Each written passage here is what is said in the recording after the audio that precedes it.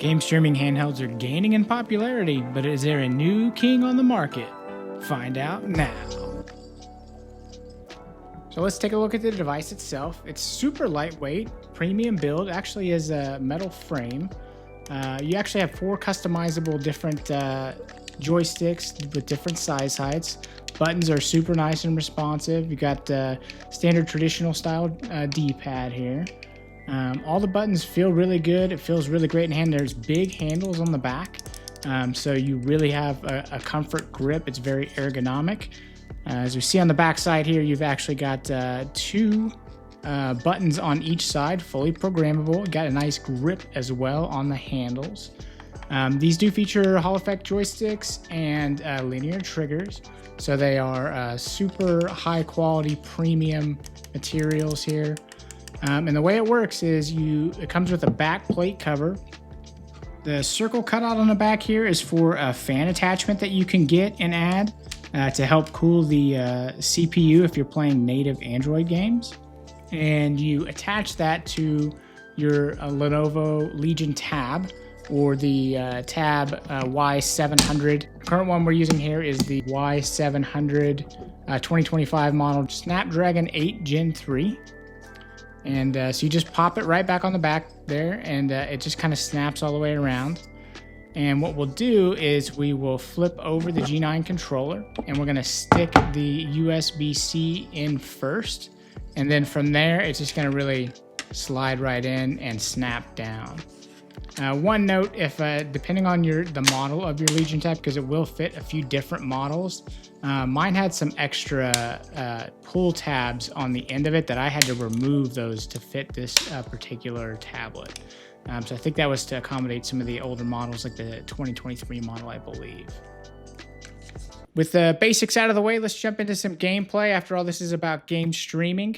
First service we're going to take a look at here is GeForce Now.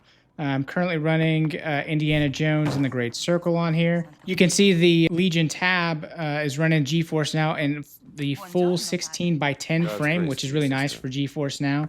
So you get the complete use of the display instead of having black bars on the top and the bottom. GeForce Now on Android will let you run it at 1600p, and it will let you run it in HDR. So we're actually running it in HDR. The video itself is recorded in SDR here. One other note on Indiana Jones actually was running on GeForce Now at 120 FPS, but the video here was recorded at 60 FPS. Also, the footage you're seeing was recorded directly on the Legion Tab at 1600p. I just wanted to kind of show what it looks like actually on the handheld, and also a little bit of screen capture.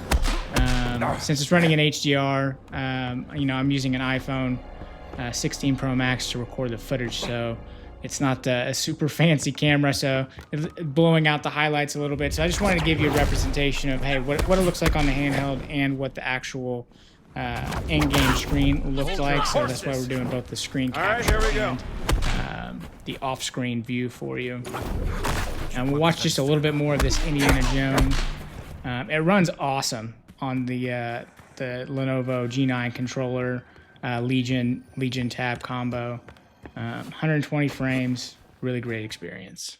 The next service we're going to jump into here is XCloud. And so I've already went to XCloud on the web and basically installed to home screen. So we've set it up as an app here. Once you open it up, it actually looks like your standard Xbox Gamepass app. Actually looks great, running full screen. They've actually added some new features on the service too, so you can actually run from the cloud some of your owned games. So we saw Cyberpunk here. You can actually run that from the cloud even though it's not on Game Pass, so that's pretty cool.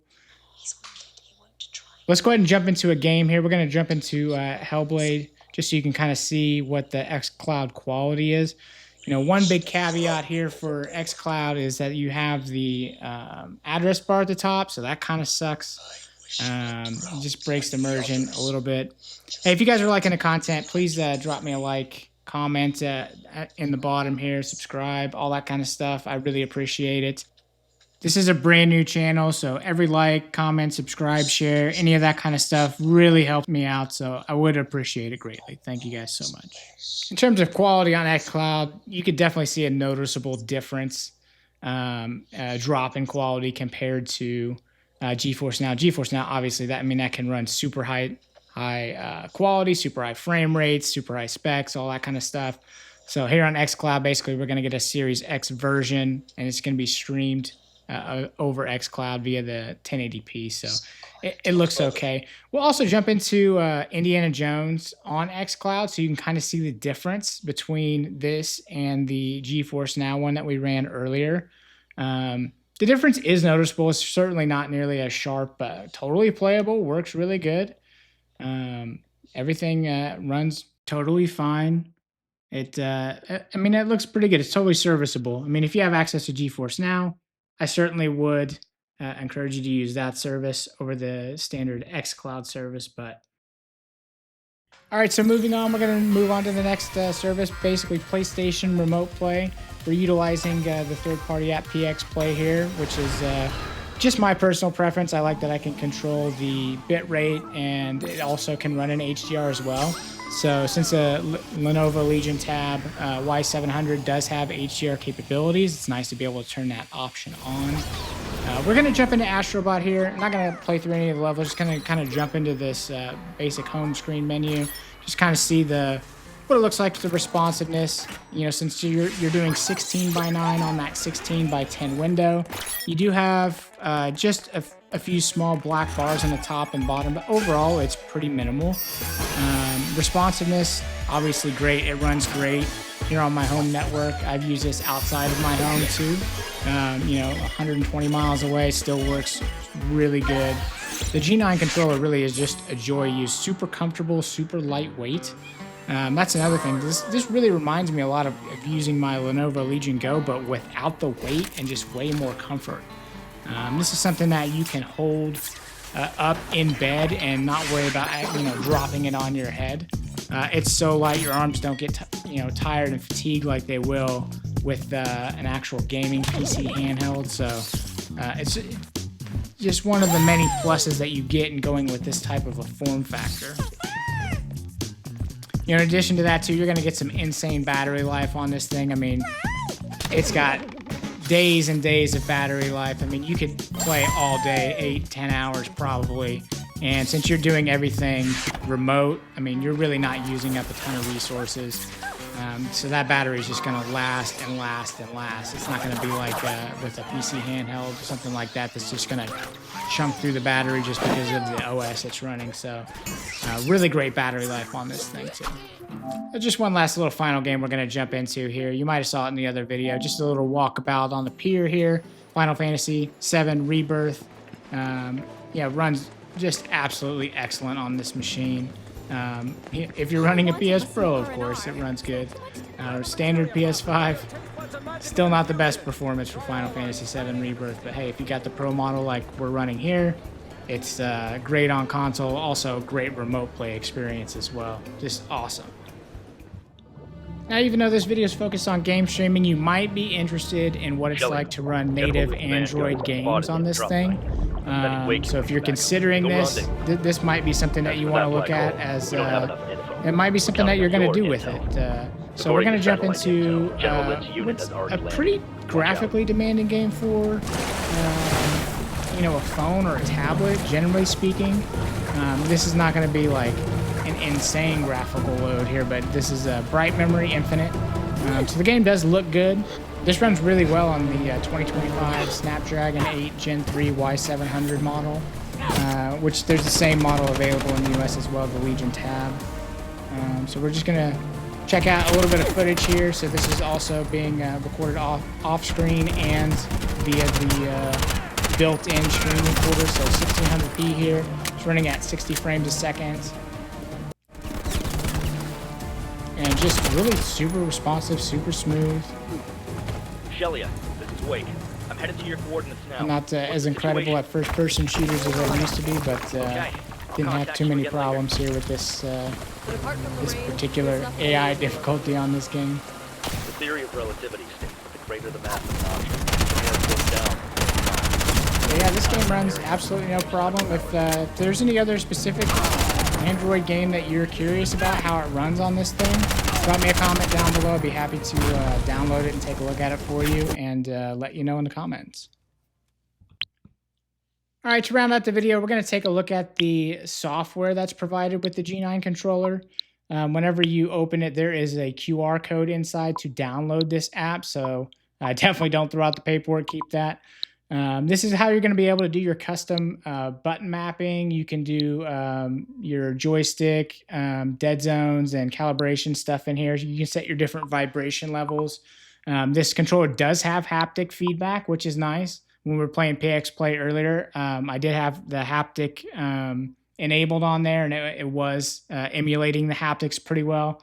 It's certainly nowhere near anything close to actually like the PlayStation Portal haptics, but it does give you something, whereas some remote play on handheld devices just doesn't give you anything. Like GeForce Now, you're not going to get any vibration on most devices, and we didn't get any here either. So something to keep in mind as well. You can customize the LEDs. I typically prefer to leave these off. One minor gripe that I had is on the Lenovo button on the bottom right. You can only drop the brightness on that to 20%. It won't let you completely turn it off. So that's a little bit annoying. The other two bars, it will let you completely turn off. So that is nice. But I wish I could turn all of them off. So you can customize them how you like. It has a solid effect, a breathing effect, rainbow effect, or you can just turn them off.